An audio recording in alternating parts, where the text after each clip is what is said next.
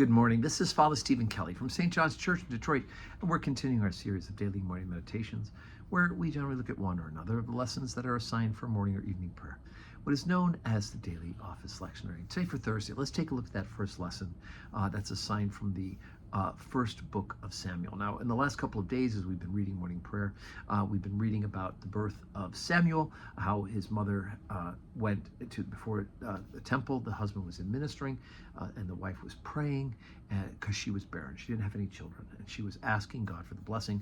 Eli, the high priest, comes out, sees her moving her lips, and nothing's going out, thinks maybe she's drunk, and then she pours out her heart to him, and he says, "May God give you your desire." And so she goes home with her husband, Samuel. She gets pregnant, she has Samuel. She dedicates him to the service of the Lord.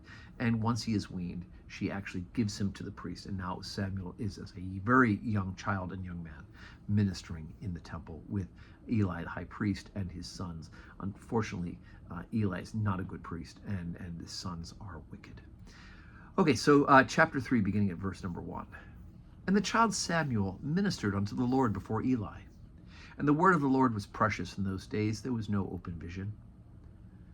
And it came to pass at that time that Eli was laid down in his place, and his eyes began to wax dim, that he could not see. And ere the lamp of God went out in the temple of the Lord, where the ark of God was, and Samuel was laid down to sleep. And the Lord called to Samuel, and he answered, Here am I. And he ran unto Eli and said, Here am I, for thou callest me. And he said, I callest not. Lie down again. And he went and lay down. And the Lord called yet again, Samuel. And Samuel arose and went to Eli and said, Here am I, for thou didst call me. And he answered, I called not, my son. Lie down again. Now Samuel did not yet know the Lord, neither was the word of God yet revealed unto him. And the Lord called Samuel again a third time. And he arose and went to Eli and said, Here am I, for thou didst call me. And Eli perceived that the Lord had called the child. Therefore Eli said unto Samuel, Go, lie down. And it shall be, if he call thee, that thou shalt say, Speak, Lord, for thy servant heareth. So Samuel went and lay down in his place. And the Lord came and stood and called as at other times, Samuel, Samuel. And then Samuel answered, Speak, for thy servant heareth.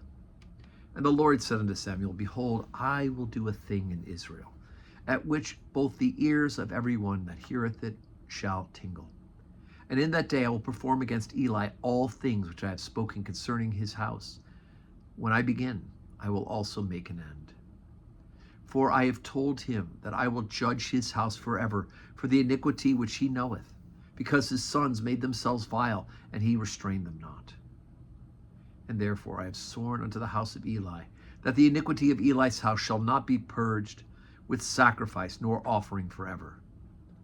And Samuel lay down until the morning, and opened the doors of the house of the Lord. And Samuel feared to show Eli the vision. Then Eli called Samuel and said, Samuel, my son. And he answered, Here am I. And he said, What is the thing the Lord hath said unto thee? I pray thee, hide it not from me. And God do so to thee, and more also, if thou hide anything from me of the things that he told thee. And Samuel told him every whit, and hid nothing from him. And he said, It is the Lord. Let him do what seemeth him good.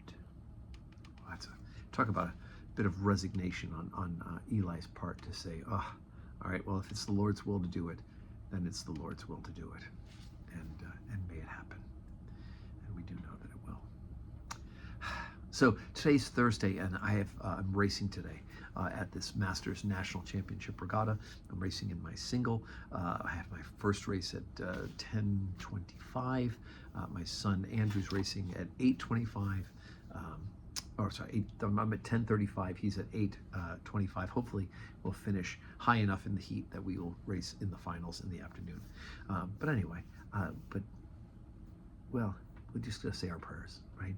Morning prayer, evening prayer, but no public worship here at St. John's Church. And may God grant us a Thursday that is full of blessings.